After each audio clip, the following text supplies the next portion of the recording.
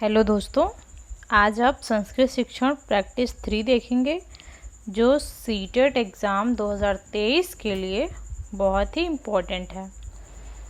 Previous year questions हैं, ये 2014 के हैं। तो देखिए, पहला क्वेश्चन, अर्थ ज्ञान द्वारा संप्रेषण क्षमता विकासः इत्यनेन अभिप्रायः अस्ति। व्याकरणात्मकी संरचना, शंका निवारणार्थ शिक्षकैः सह वार्ता, पाठ्यक्रमस्य च स्पष्टीकरणं, सी शब्दार्थान् प्रयोगान् च ज्ञातुं शब्दकोशस्य उपयोगः, डी अवबोधनार्थ सूचनायाः आदानं प्रदानं च स्पष्टीकरणं पुनर्रचना च। इसका अर्थ ये हुआ कि अर्थ ज्ञान के द्वारा संप्रेषण क्षमता का विकास। इतनेन अभिप्राय अस्ति, इसका क्या अभिप्राय है?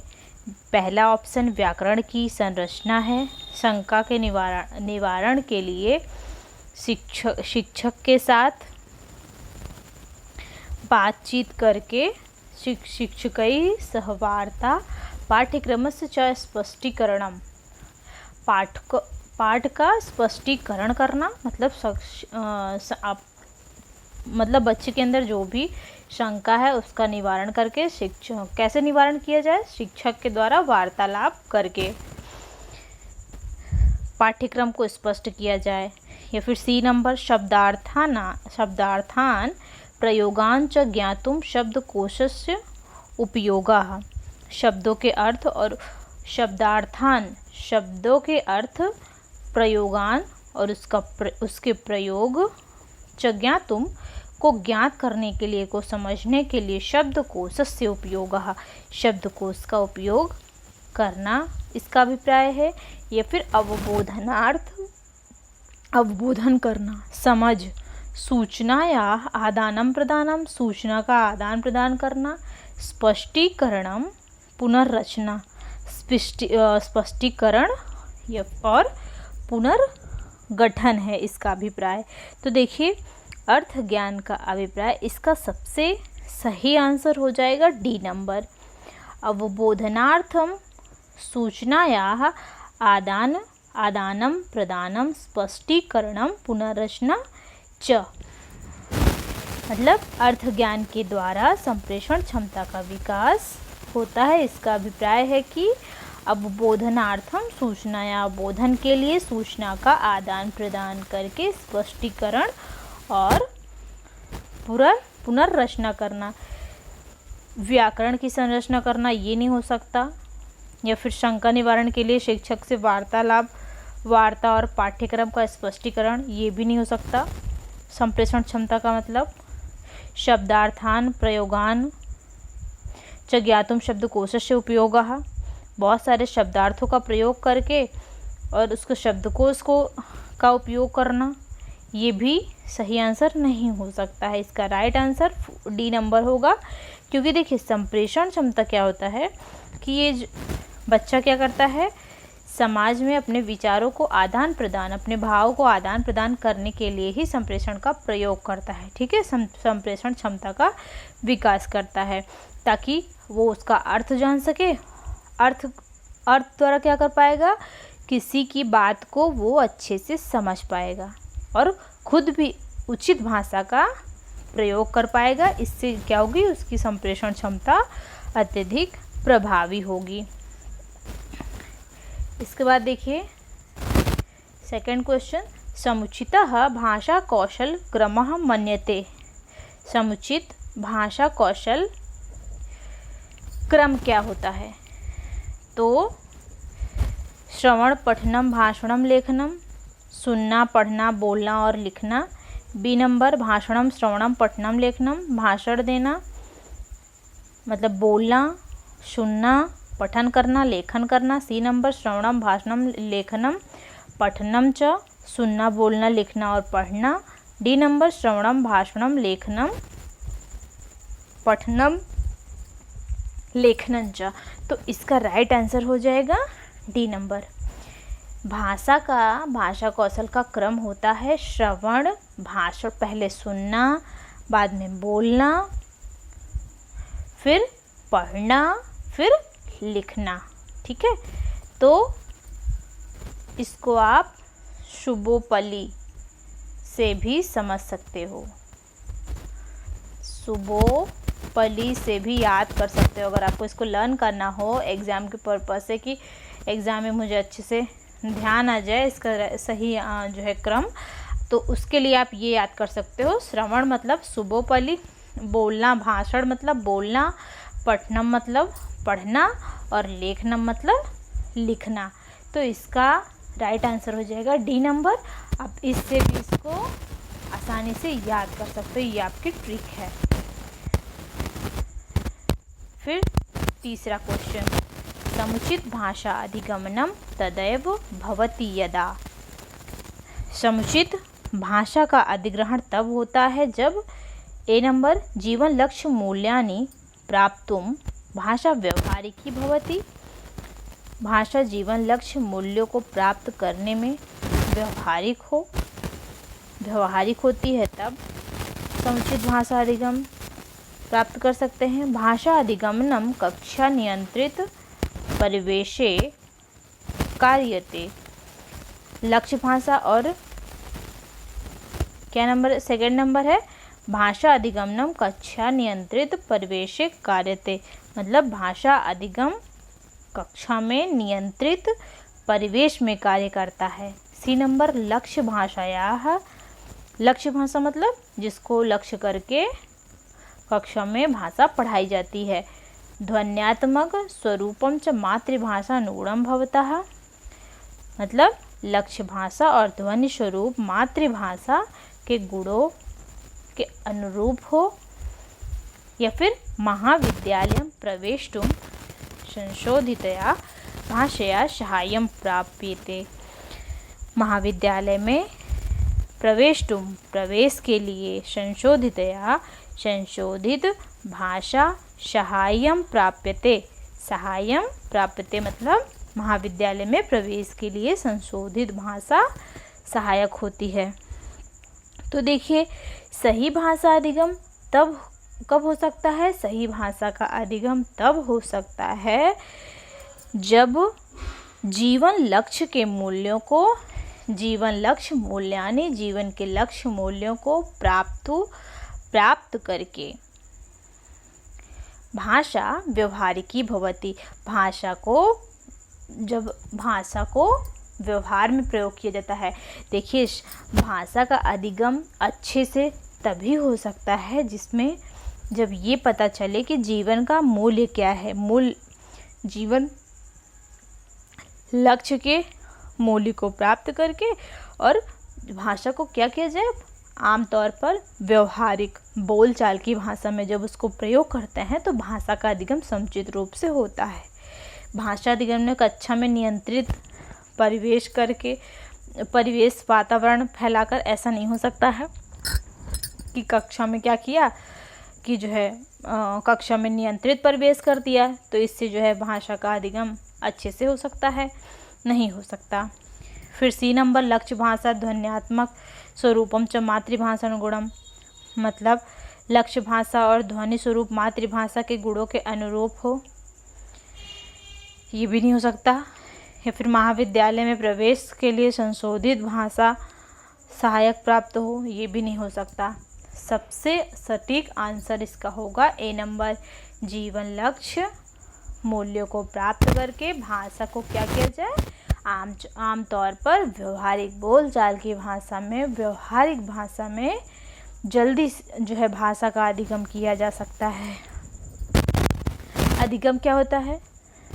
अभ्यास और अनुभव के आधार पर जब बच्चा जो है अपने व्यक्तित्व का सर्वांगीण विकास करने में सहायक होता है, ठीक है, तो वो ही क्या हो जाता है, अधिगम हो जाता है। भाषा अधिगम क्या होता है? जब मनुष्य जो है, व्यक्ति, बच्चा, बालक जो है वो अपने विचारों का, मतलब अपनी सोच को अभिव्यक्त करने के लिए समाज में सामंजस्य, किसी से भी वो बात कर सके, सामंजस्य स्थापित कर सके, तो यही क्या होती है, भाषा अधिगम कहलाती है। रटंत विद्या से कोई भी अधिगम नहीं किया जा सकता है, ठीक है। कोई भी चीज़ याद करके रट करके इससे बिल्कुल अधिगम नहीं हो सकता है। इसका राइट आंसर ए नंबर हो जाएगा। 4th नंबर, केचन छात्रा सूची लिखित उत्तरेभ्यः शीर्षक सहितं समुचितम् उत्तरम् अन्वेष्टुं निर्दिष्टाः पूर्वम् एव ते सामग्र्याः स्वरूपविषये किञ्चित् प्रष्टुम् इच्छन्ति। इदं किं छात्राः। इसका ये मतलब हुआ कि केचन छात्रा, कुछ छात्र, सूची, कुछ छात्र को सूची में लिखित उत्तरेभ्यः, उत्तर लिखो ऐसा शीर्षक सहित समुचित उत्तर, मतलब ऐसा कोई शीर्षक जो है कि उचित उत्तर खोजने का, समुचित उत्तरम अन्वेष्टुम निर्दिष्टः, ऐसा कहा जाता है कि उचित उत्तर खोजो, इस तरह का निर्देश दिया जाता है। पूर्वम एव, पहले से क्या होता है, पूर्वम एव ते सामग्र्याः, सामग्री की प्रवृत्ति, स्वरूप, सामग्र्याः स्वरूप विषय, सामग्री की प्रकृति के बारे में किंचित प्रष्टुम इच्छन्ति, कुछ पूछना चाहते हैं। इदम किम छात्राः, मतलब कुछ छात्रों को सूची लिखित उत्तरों में शीर्षक सहित सही उत्तर खोजने के लिए निर्देशित किया गया है कि आप क्या करो, सही उत्तर खोजो। ऐसा जो है सूची दी गई है कि आप सही उत्तर खोजो। पहले ही वे सब सामग्री स्वरूप विषय में कुछ पूछने के लिए इच्छा करते हैं, मतलब वो उसके बारे में कुछ पूछना चाहते हैं। तो छात्र क्या करते हैं, उनको कुछ दिया गया कि आप इस पे कुछ लिखो, लेकिन वो उस पे कुछ पूछना चाहते हैं। तो ये क्या है, सूचना अंतरालम पूरयन्तः सन्ति, या फिर सक्रिय रूपेण सामग्र्याः संदर्भे पूर्वानुमान प्रक्रियायां संलग्नाः, या फिर तथ्यानां निरीक्षणे संलग्नाः, या फिर डी नंबर प्रश्नोत्तर संदर्भे उहाम कुर्वन्ति। तो देखिए फर्स्ट नंबर क्या, सूचना, वो ऐसा सूचना अंतराल में पूरे करने होते हैं। वो पूछते हैं कि ये क्या है, तो ये सूचना अंतराल में पूरे करने होते हैं। या फिर सक्रिय रूप से सामग्री, सक्रिय रूपेण सामग्र्याः संदर्भे, सक्रिय रूप से सामग्री के संदर्भ में पहले ही अनुमान लगाकर प्रक्रिया में संलग्न होने के लिए कहा गया है उनको। या फिर तथ्यानां निरीक्षणे संलग्नाः, तथ्यों के निरीक्षण में संलग्न होना, ऐसा कहा गया है।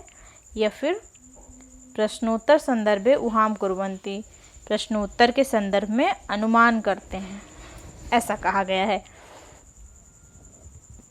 तो देखिए यदि कुछ छात्रों को ऐसा कहा गया है कि सूची लिखित उत्तरों में शीर्षक सहित सही उत्तर खोजो, तो ऐसा निर्दिष्ट किया गया है, तो इसका ये अर्थ है कि वो सक्रिय रूप से सामग्री को संदर्भ में क्या करते हैं, पहले से ही अनुमान लगाकर, पूर्वानुमान करके पहले से ही अनुमान लगाकर प्रक्रियायाम संलग्नाः, प्रक्रिया में संलग्न होने के लिए कहा गया है कि आप क्या करिए, सक्रिय रूप से सामग्री को, सभी सामग्रियों को संदर्भ में पहले से ही अनुमान लगाकर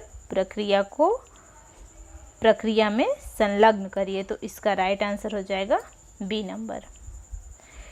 सूचना अंतराल में पूरा करने के लिए ऐसा नहीं है। तथ्यों में निरीक्षण को संलग्न करना ऐसा नहीं कहा गया। फिर प्रश्नोत्तर को संदर्भ को गेस करने के लिए ऐसा नहीं बोला गया है। इसका राइट आंसर बी नंबर हो जाएगा। देखिए 5वां नंबर, देखिए छात्राः सहर्ष वक्तुम् इच्छन्ति गतिविधि अधिकः उद्देश्यपूर्णः भवेत् इत्यर्थः किं समीचीनम्। छात्र सहर्षं खुशी से वक्तुम इच्छन्ति बोलने की इच्छा कर रहे हैं, ठीक है, उनको बहुत खुशी है, वो बोलने की इच्छा कर रहे हैं। गतिविधि अधिकः उद्देश्यपूर्णः भवेत्, गतिविधि अधिक उद्देश्यपूर्ण होगी। इत्यर्थम किम समीचीनम, इसके लिए क्या सही है। पहला, कार्य समाप्तार्थम अभिप्रेरणम, या फिर बी, शब्दकोश द्रष्टुम प्रेरणम, या फिर सी, समुचित उच्चार्थम निर्देशनम, डी, लेखन पठन संबद्ध कार्यार्थम निर्देशम। कार्य समाप्त्यर्थम अभिप्रेरणम, कार्य समाप्ति के लिए प्रेरित करना कि आपका कार्य समाप्त हो गया है, इसके लिए अभिप्रेरित करना। या फिर बी नंबर, शब्दकोश को देखने के लिए प्रेरणा दी जाती है कि आप शब्दकोश को देखो। या फिर सी नंबर, समुचित उत्तर सही उच्चारण के लिए दिया गया है। या फिर लेखन पठन से संबंधित कार्य करने के लिए निर्देश किया गया है। यदि छात्र स्वयं बोलना चाहता है, वो ये सोचता है कि मैं खुद बोलूँ अपनी इच्छा से, तो ये गतिविधि को अधिक उद्देश्यपूर्ण बनाने के लिए उसको ऐसा बोलेंगे कि शब्दकोश को देखकर, उसको शब्दकोश को देखने की प्रेरणा दी जाती है। तो अगर छात्र जो है वो अपने खुशी से बोलने की इच्छा करता है, तो ये इस गतिविधि में अधिक उद्देश्यपूर्ण है कि छात्र को इत्यर्थम किम समीचीनम, इसमें सबसे समीचीन ये है कि कार्य समाप्ति करो, ऐसा कहना उचित होगा। या फिर समुचित उच्चारण का निर्देश दिया जाना उचित होगा। फिर लेखन पठन संबद्ध कार्य का निर्देश देना ऐसा उचित होगा नहीं। इसका राइट आंसर हो जाएगा बी नंबर, शब्दकोश को देखने के लिए प्रेरणा दी जानी चाहिए कि आप एक काम करो, आप शब्दकोश देखो, उसके बाद आप कुछ कहो। तो इससे क्या हो जाएगा, इससे उसकी वर्तनी में, ठीक है, उसका व्याकरण में, अर्थ परिभाषा, ठीक है, प्रयोग का समावेश होगा उसमें। वो ये सब चीज़ों को समझेगा। शिक्षण सहायक सामग्री में क्या हो जाएगा, उसमें ये सब चीज़ें समावेश हो जाएंगी। फिर क्या होगा, फिर वो जो है जो भी लेसन पढ़ रहा है उसको जानने के लिए, समझने के लिए शब्दकोश की आवश्यकता होगी। और जब शब्दकोश को अच्छे से जाने रहेगा, तब उसको पाठ को समझने में दुविधा नहीं होगी। वो आराम से, आसानी से शब्दकोश के जरिए जो है वो पाठ को समझ जाएगा।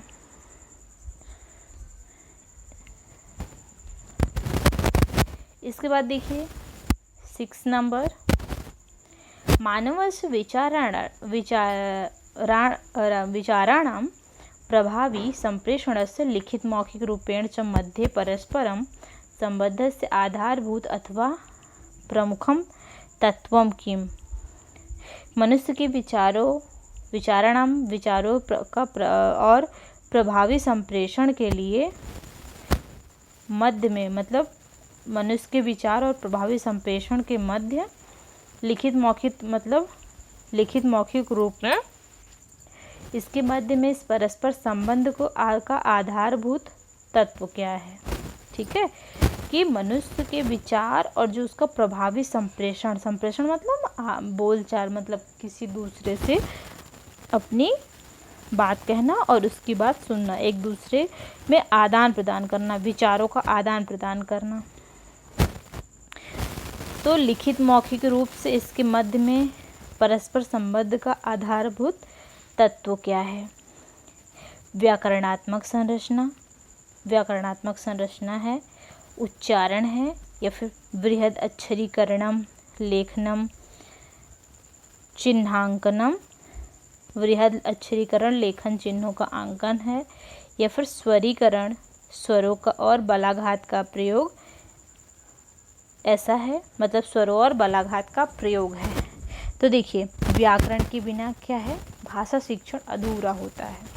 भाषा शिक्षण में व्याकरण बहुत ही ज़रूरी है। इससे क्या होगा, जब बच्चे को व्याकरण का संपूर्ण ज्ञान होगा तो वो शुद्ध शुद्ध बोल पाएगा, वो शुद्ध शुद्ध लिख पाएगा। ठीक है, तो इससे क्या होगा, उसका विकास होगा। तो मानव के विचारणार्थ विचारों को प्रभावी संप्रेषण के मध्य परस्पर आधारभूत प्रमुख तथ्य है व्याकरणात्मक संरचना। मनुष्य क्या करता है, अपने विचारों का जब वो आदान प्रदान करेगा तो इसमें उसको प्रतीकों चिन्हों की ज़रूरत होगी, तो वो उसका प्रयोग करेगा।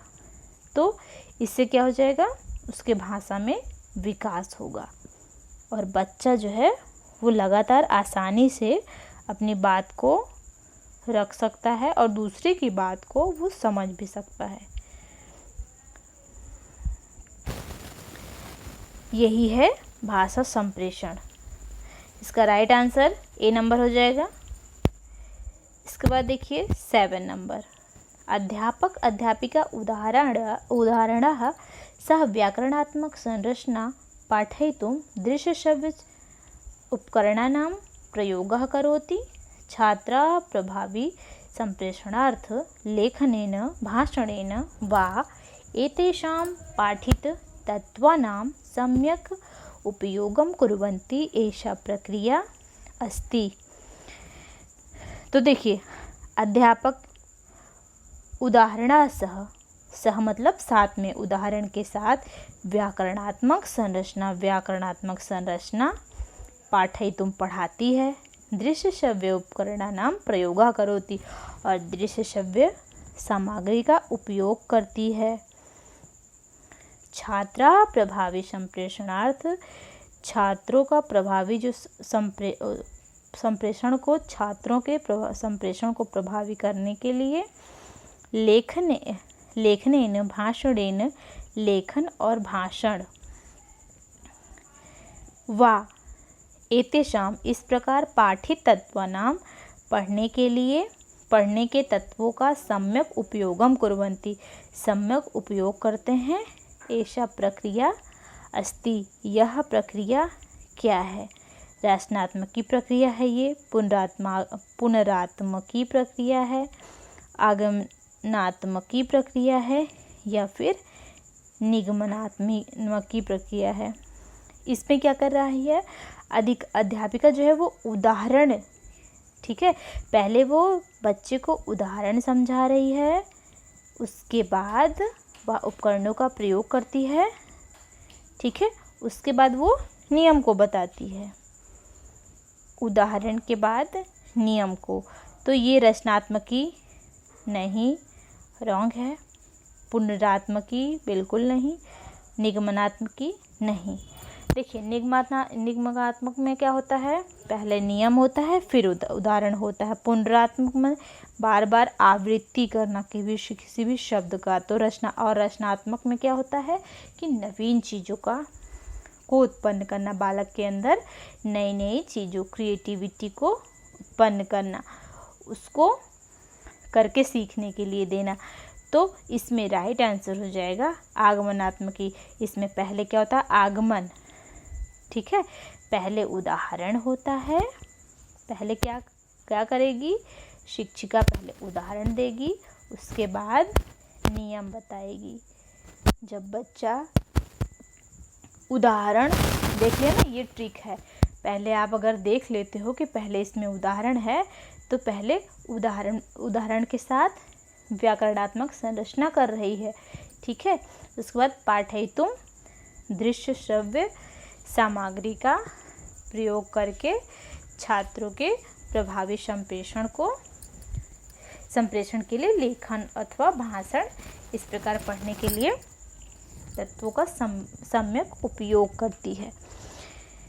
यह है आगमनात्मकी प्रक्रिया। आगमन में क्या होता है, ये एक विधि है, ठीक है, जो व्याकरण शिक्षण के लिए बहुत ही आवश्यक है। तो इसको क्या कहते हैं? आगमन विधि कहते हैं। ये एक मनोवैज्ञानिक विधि है, ठीक है। तो इसमें पहले क्या किया जाता है? पहले उदाहरण के माध्यम से बच्चे को समझाया जाता है, उसके बाद सामान्य नियम को निर्धारित मतलब नियम सिखाए जाते हैं बच्चे को, जिससे क्या होता है? बच्चा जो है सरलता से चीज़ों को सीख जाता है। वो नवीन ज्ञान को सीखने के लिए ये जो है नियम जो है बहुत ही उसके लिए सरल हो जाती है। इसमें कुछ दृश्य श्रव्य उपकरणों का भी प्रयोग किया जाता है, ठीक है। शिक्षक क्या करता है? छात्र के सामने उदाहरण के माध्यम से सिद्धांतों को सिखाता है, उसका विश्लेषण करके छोटे छोटे खंडों में विभाजित करके बच्चे को अच्छे से समझाता है। तो इसका राइट आंसर सी नंबर हो जाएगा। अब 8 नंबर देखिए, छात्राणां लिखित कार्य संबद्ध त्रुटि संशोधनार्थं प्रभावी प्रक्रिया अस्ति। ए संकेतक द्वारा त्रुटि निर्देशनं छात्रेभ्यः च शोधनार्थम् अभिप्रेरणा दानं। बी समीचीनानि उत्तराणि प्राप्तुं पुनः पुनः लेखनं। सी कृष्णफलके उपयुक्त उत्तर लेखनं। डी अशुद्धीनां पुनः पुनः अवलोकनम। तो देखिए इसका मतलब हुआ कि छात्रों के लिखित कार्य संबंध में त्रुटि संशोधनार्थ, त्रुटि को ठीक करना, संशोधन करने के लिए प्रभावी प्रक्रिया क्या है? अगर छात्र जो है वो कुछ लिख रहा है, ठीक, और लिखने में क्या कर रहा है? लिखने के दौरान वो त्रुटि कर रहा है, तो उसको संशोधन कैसे किया जाना चाहिए कि बच्चे ये सही है, ये गलत है, इसको कैसे सही किया जा सकता है? तो इसका क्या है हो सकता है? इसका राइट आंसर संकेतक द्वारा, संकेत के द्वारा त्रुटियों को निर्दिष्ट किया जाना चाहिए छात्रों से, उस छात्रों को। उसके बाद क्या करना चाहिए? संशोधनार्थम, संशोधन करने की प्रेरणा देना चाहिए। या फिर बी नंबर, समीचीन उत्तर को प्राप्त कर पुनः पुनः लिखने के लिए ऐसा कहना चाहिए कि आप सही उत्तर प्राप्त कर लो। समीचीन मतलब सही उत्तराणी, उत्तर को प्राप्त करके पुनः पुनः लेखनम, उसको बार बार लिखो। या फिर कृष्णफल के मतलब होता है ब्लैक बोर्ड को उपयुक्त उत्तर लेखनम, ब्लैक बोर्ड पर सही उत्तर लिखो, ऐसा कहा जाना चाहिए। फिर डी अशुद्धि नाम पुनः पुनः अवलोकनम, अशुद्धियों का बार बार अवलोकन करो। देखिए ये सारी चीज़ें तो ठीक हैं कि समीचीन को उत्तर बताना चाहिए, बार बार लिखना चाहिए ऐसा। फिर ये ब्लैक बोर्ड भी ठीक ठाक है। अशुद्धि नाम पुनः पुनः अशुद्धियों का बार बार देखना चाहिए। लेकिन इसमें क्या बोला है कि सबसे जो प्रभावी प्रक्रिया है उसको बताओ। तो इसमें सबसे प्रभावी प्रक्रिया हो जाएगी कि छात्र अगर लिखित कार्य कर रहा है तो उसमें गलती कर रहा है तो उसमें संशोधन का सबसे प्रभावी तरीका ए नंबर। पहले इसको संकेत किया जाना चाहिए, क्योंकि देखो बच्चा जो होता है अगर हम उसकी त्रुटियों को सबके सामने बताएंगे तो वो जो है थोड़ा सा शर्म महसूस करेगा, उसको लगेगा कि मेरा अपमान हो रहा है, तो ये अच्छी बात नहीं है। तो इसके लिए क्या करना चाहिए? पहले बच्चे को संकेत के द्वारा उसकी त्रुटि को निर्दिष्ट किया जाना चाहिए कि ये तुम्हारी गलती है, ठीक है।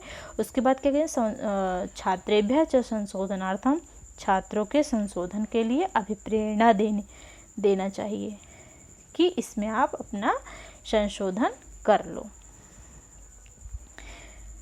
लिखने से क्या होता है?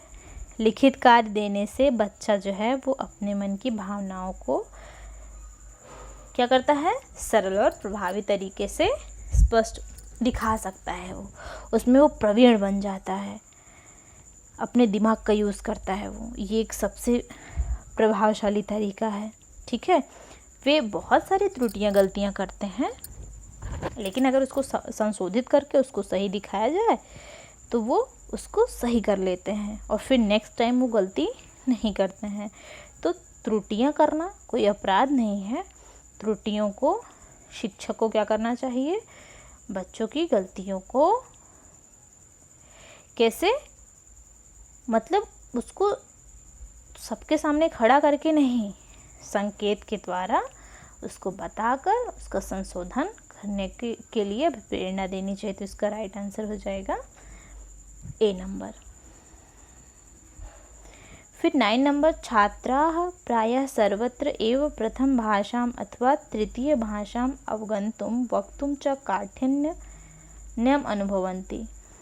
छात्राणां सहायार्थ च समीचीनम् उपायः। छात्रों को प्रायः सर्वत्र हर जगह एव प्रथम भाषाम अथवा तृतीय भाषाम, प्रथम भाषा अथवा तीसरी भाषा अवगंतुम वक्तुम समझने और बोलने में कठिनता होती है। तो क्या करना चाहिए, छात्राणाम सहायार्थम कम समीचीनम उपायः। छात्रों की मदद करने के लिए सही तरीका क्या होगा इसमें, ए नंबर प्रथम भाषा संबद्ध अन्य भाषायाः शिक्षणम। बी नंबर पहली भाषा से संबंधित दूसरी भाषा सीखना। बी नंबर भाषा मूल वक्तृभिः पाठनम, मतलब भाषा के मूल वक्ताओं द्वारा शिक्षण। या फिर नंबर द्वितीय तृतीय भाषा कालांशानाम वृद्धि, दूसरी तीसरी भाषा का समय सीमा को बढ़ा देना, वृद्धि कर देना।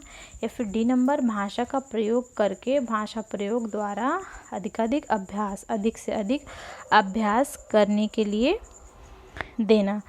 तो देखिए, छात्रों को अगर कोई बच्चा जो है वो प्रायः सर्वत्र हर जगह वो प्रथम भाषा और तीसरी भाषा को समझने में अगर वो कठिनाई महसूस कर रहा है तो छात्रों के लिए छात्रों की मदद इस तरह की जा सकती है कि उन्हें ऐसा कहा जाना चाहिए कि भाषा का उपयोग करके वो अधिक से अधिक अभ्यास करें। तो अभ्यास जब करेगा तो बार बार रिपीटेशन होगा। तो बच्चा क्या है, बच्चा उस चीज़ों को जब बार बार रिपीट करेगा, अभ्यास करेगा, तो इससे उसको सीखने में मदद मिलेगी और वो जल्दी से सीख जाएगा। तो इसका राइट आंसर हो जाएगा डी नंबर प्रथम भाषा से संबद्ध अन्य भाषा का शिक्षण प्रदान करना। ये सटीक आंसर नहीं है। भाषा मूल वक्तृभिः पाठनम, भाषा के मूल वक्ताओं द्वारा शिक्षण देना। द्वितीय तृतीय भाषा कालांशानाम वृद्धि, मतलब दूसरी और तीसरी भाषा की समय सीमा में वृद्धि करना। ये भी नहीं हो सकता। इसका राइट आंसर हो जाएगा डी नंबर। 10वां है वाचन प्रक्रियायां नूतन अपरिचित शब्दस्य अर्थ। इसका अर्थ जा प्रथमम किम कर्तव्यः। तो इसमें देखिए वाचन प्रक्रियायां नूतन अपरिचित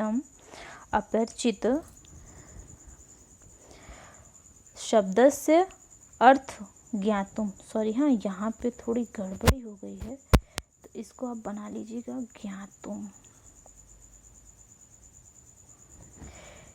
ज्ञातुम प्रथमम किम कर्तव्यः। वाचन प्रक्रिया में नूतन मतलब नया, नए, अपरिचित शब्द को ज्ञातुम मतलब जानने के लिए प्रथमम किम कर्तव्य, प्रथम क्या कर्तव्य है। तो पहला संपूर्ण संदर्भ परिशील्य स्वयमेव अर्थ ज्ञातुम प्रयासः, मतलब संपूर्ण संदर्भ का गंभीर अध्ययन। परिशील्यम स्वयमेव, संपूर्ण संदर्भ का परिशील्य मतलब गंभीर अध्ययन करके स्वयमेव खुद ही अर्थ ज्ञातुम प्रयास, अर्थ जानने का प्रयास करना। बी नंबर सरल पाठ्य वस्तु चयनम, सरल पाठ्य वस्तु का चयन करना। या फिर सी नंबर सद्य एव शब्दकोश परिशीलनम, तत्काल शब्दकोश का विश्लेषण करना, या फिर डी नंबर अध्यापकः सहपाठी व प्रष्टव्यः, शिक्षक या सहपाठी से पूछना। तो देखिए वाचन प्रक्रिया जो होती है, पढ़ने की प्रक्रिया में जो नूतन में नए अपरिचित शब्द के अर्थ को ज्ञातुम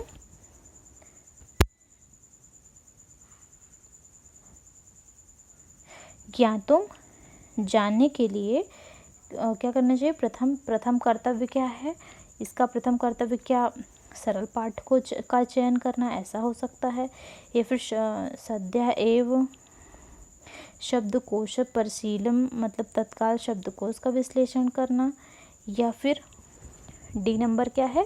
अध्यापक सहपाठी व प्रविष्टा मतलब शिक्षक या सहपाठी से पूछना। तो इसका देखिए राइट आंसर हो जाएगा ए नंबर। संपूर्ण वाचन प्रक्रिया में नए अपरिचित शब्द का अर्थ जानने के लिए कर्तव्य क्या है? क्या करना चाहिए कि छात्र जो है वो स्वयं ही सभी संदर्भ का पहले अध्ययन करे, वो उसको अच्छे से पढ़े, उसके बाद उसको पढ़ने के बाद करके अर्थ जानने का प्रयास करे। उसको पहले क्या करे? वो खुद प्रयास करे, वो उसके अर्थ को खुद जानने का प्रयास करे। ठीक है, तो इसमें क्या होगा? इससे जो है बच्चे का विकास होगा और वो कुछ ना कुछ नया सीखने का प्रयास करेगा। तो इसका राइट आंसर हो जाएगा ए नंबर। वाचन प्रक्रिया में क्या होगी? छात्रों को नए शब्द के अर्थ का ज्ञान होगा और उसको पढ़ने में आसानी होगी, विषय वस्तु को वो अच्छे से समझ पाएगा। इससे क्या करेगा? वो नए नए अर्थ को जानने के लिए और भी ज़्यादा प्रेरित होगा। संपूर्ण सभी शब्दों का संदर्भ का वो गंभीरता से जब अध्ययन करेगा, तो जब वो अपना खुद का दिमाग लगाए उसमें, तो वो चीज़ें उसके लिए और सरल हो जाएंगी, तो उसको सीखने में आसानी होगी। तो इसका राइट आंसर हो जाएगा ए नंबर। इसके बाद देखिए 11 नंबर, उच्च स्तरीय पाठ्य बोधन संदर्भे कानि तत्वानि प्रमुखानि मतलब उच्च स्तर का पठन को समझने के लिए, पठन को समझने के लिए संदर्भ में कौन सा तत्व महत्वपूर्ण है, प्रमुख है? ए छात्र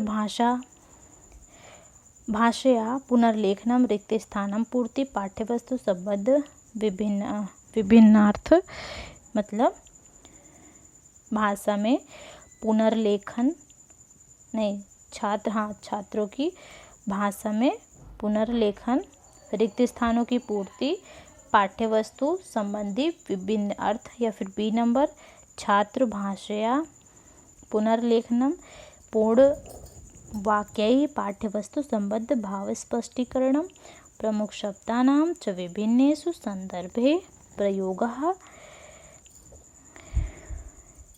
भाषा में पुनर्लेखन,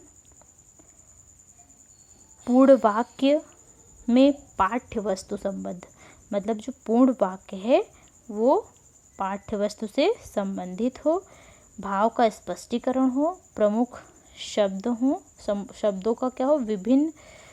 विभिन्न संदर्भों में प्रयोग हो। सी नंबर बिंदु लेखन, पाठ्यवस्तु संबद्ध मतलब बिंदु लेख हो और पाठ्यवस्तु संबद्ध प्रमुख शब्दों का चयन हो। पाठ्यवस्तु निहिताः विभिन्नार्थ, पाठ्यवस्तु में निहित विभिन्न अर्थ हों। या फिर डी नंबर पाठ्यवस्तु से संबद्ध प्रमुख शब्दों का छात्र जो है वो भाषा में उसको लिखे। पाठ्यवस्तु से संबंधित प्रमुख शब्दों को छात्र भाषा में लिखे। तो उच्च स्तर, ठीक है, उच्च स्तर के पठन को समझने के लिए पठन को समझने के लिए संदर्भ में भाषा, छात्र भाषा पुनर्लेखनम, छात्र क्या करे, भाषा में पुनर्लेखन करे। पूर्ण वाक्ययी, वाक्य में क्या किए, वाक्य में पाठ्य वस्तु से संबंधित हो, मतलब पूर्ण वाक्य में पाठ्य वस्तु से संबंधी भाव स्पष्टीकरण, भाव का स्पष्टीकरण हो। प्रमुख शब्दानाम च विभिन्नेषु, प्रमुख शब्दों का विभिन्न संदर्भेषु, विभिन्न संदर्भ में प्रयोग किया जाना चाहिए। उच्च स्तरीय पठन को समझने के लिए, उसका बोधन करने के लिए छात्र भाषा में क्या करे, अपनी भाषा में उसको लिखेगा। जब उसको अपनी भाषा में समाहित करेगा तो उसका ज्ञान जल्दी हो जाएगा। उसको पुनर्लेखन करे। उसके बाद पूर्ण वाक्य में क्या करे, पाठ्य वस्तु संबंधी भाव को स्पष्टीकरण करे और प्रमुख शब्दों का विभिन्न संदर्भों में प्रयोग करे। तो जब वो संदर्भ में प्रयोग करेगा तो इससे क्या होगा, वो करके सीख रहा है। ठीक है, तो करके जब बच्चा सीखता है तो उसका ज्ञान जल्दी बढ़ता है। ठीक है, पठन कला का निपुणता क्या करेगा, वो उसके भाव को समझेगा, पढ़ेगा उसको, पठन कला से उसके इसमें निपुणता आएगी। शब्दों को बोलने में जो है उसको सहायता मिलेगी, उच्चारण शुद्ध करेगा। इससे बहुत सारी चीज़ें जो है वो पॉजिटिव होंगी। और क्या होता है, जब उच्च स्तर में बच्चा होता है तो उसको मतलब भाषा का पर्याप्त ज्ञान हो जाता है। तो जब उसको ज्ञान होता है तो उसको क्या करना होता है कि वो व्यवहारिकता में उसका प्रयोग करता है। तो वो व्यवहारिक ज्ञान में उसको प्रयोग करने में वो समर्थ हो जाता है। तो उसको साहित्यिक जो भाषा होती है उसका ज्ञान और व्याकरण का व्यवस्थित ज्ञान हो जाना चाहिए।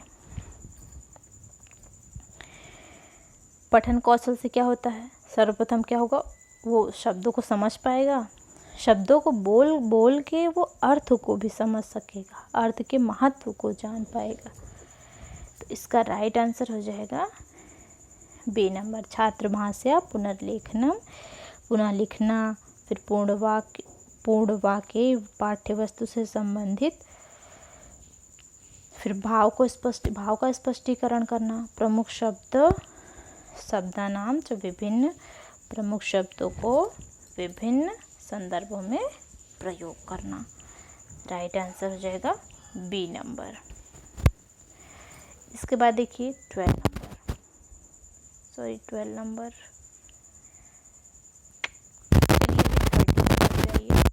संदर्भ वैविध्य गतिविधि प्रयोग प्रतिपुष्टि इत्यादीनां दृष्ट्या किम अनुदेशनं छात्रेभ्यः अधिकान् अवसरान् प्रददाति। तो संदर्भ वैविध्य गति में देखिए 30 नंबर, संदर्भ वैविध्य गतिविधि प्रयोग प्रतिपुष्ट इत्यादि नाम दृष्टया किम अनुदेशनम छात्रेभ्यः अधिकान् अवसरान् प्रददाति। इसका मतलब हुआ संदर्भ विविधता गतिविधि प्रयोग प्रतिपुष्ट इत्यादि नाम, प्रतिपुष्ट इत्यादि को दृष्टि में किम कौन सा अनुदेशन छात्रेभ्यः छात्रों को अधिकान अवसरान अधिक अवसर प्रदान करता है।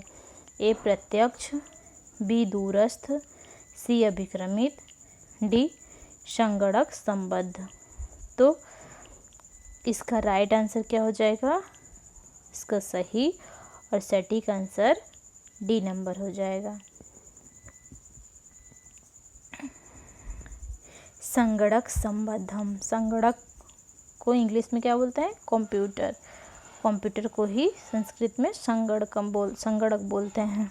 तो संदर्भ विविधता और गतिविधि प्रयोग प्रतिपुष्टि आदि की दृष्टि में क्या होता है, संगणक जो होता है, संगणक संबंधित अनुदेश जो होता है वो छात्रों को अधिक अवसर प्रदान करता है।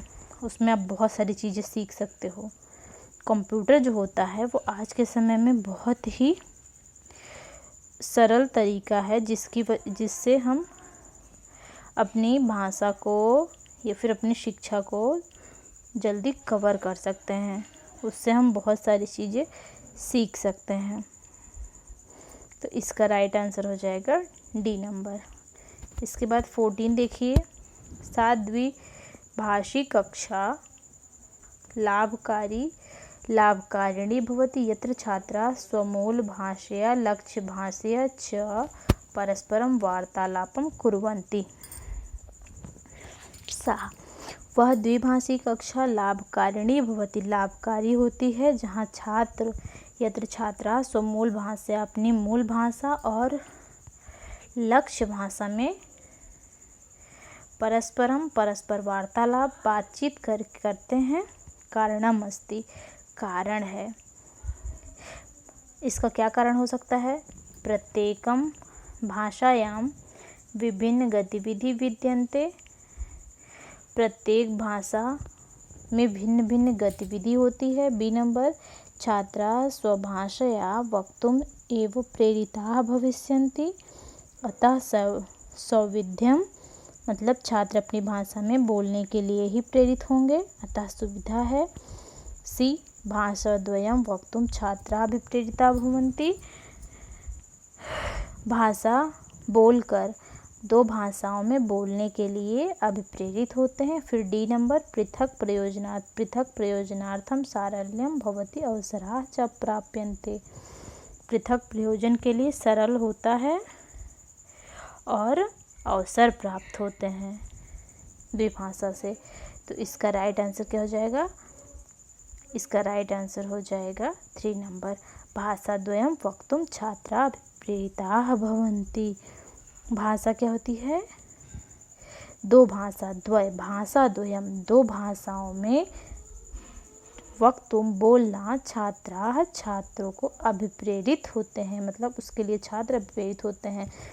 द्विभाषा कक्षा में के लिए लाभकारी होता है कि छात्र क्या करे, अपनी भाषा मतलब अपनी मूल भाषा या फिर मातृभाषा भी बोल सकते हो, और जो लक्ष्य भाषा है उसमें परस्पर वार्तालाप स्थापित कर सके।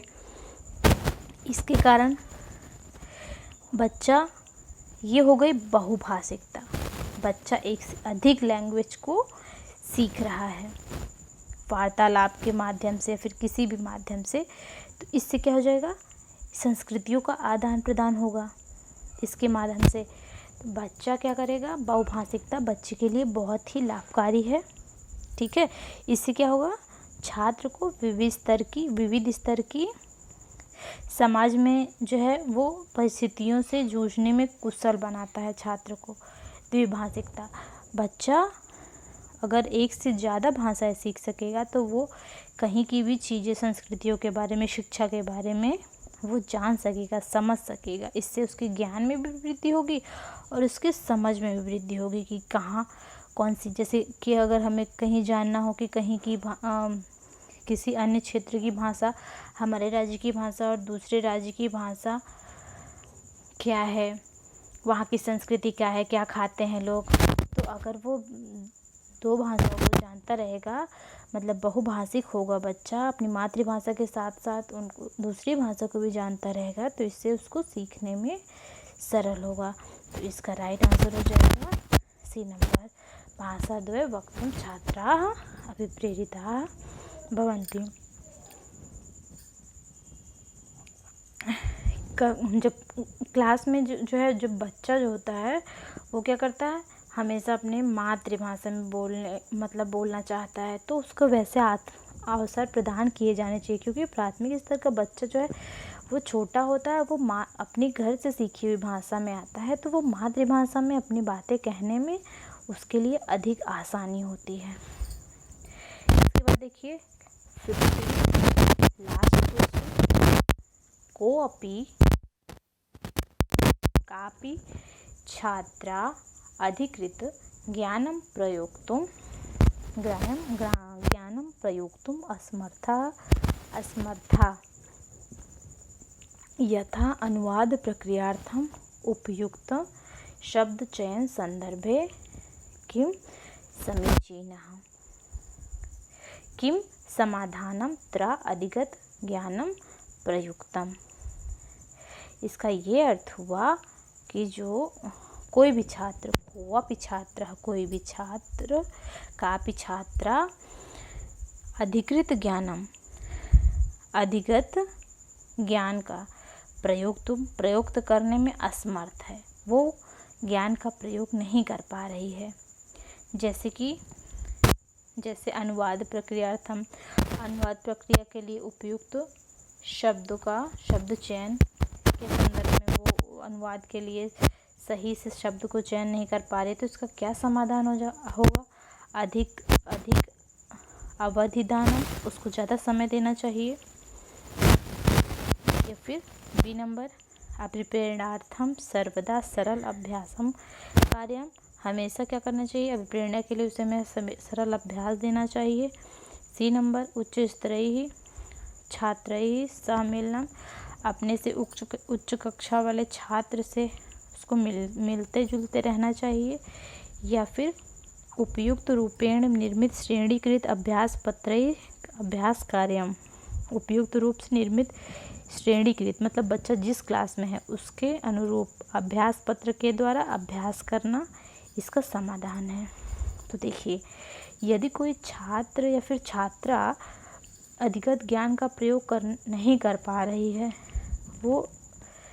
वो असमर्थ है, तो उसके लिए सबसे उपयुक्त तरीका है कि बच्चे को जो है वो उपयुक्त रूप से निर्मित ऐसी अभ्यास पत्र का निर्माण करना चाहिए जिसमें वो जिस कक्षा में है, मतलब श्रेणी के अनुसार वो जिस लेवल का है उसके अनुरूप जो है वो अभ्यास पत्र को बनाना चाहिए और उसको अभ्यास करने के लिए प्रेरित करना चाहिए। इसका सबसे अच्छा समाधान यही है। तो इसका राइट आंसर डी हो जाएगा। अधिक अवधि देना, उसको ज़्यादा समय देना। तो इसके लिए उसको ऐसा कुछ नहीं है कि उसको ज्ञान आ जाएगा या फिर वो जो है वो अपने ज्ञान को, अधिगत ज्ञान को प्रयोग करने में समर्थ हो जाएगी।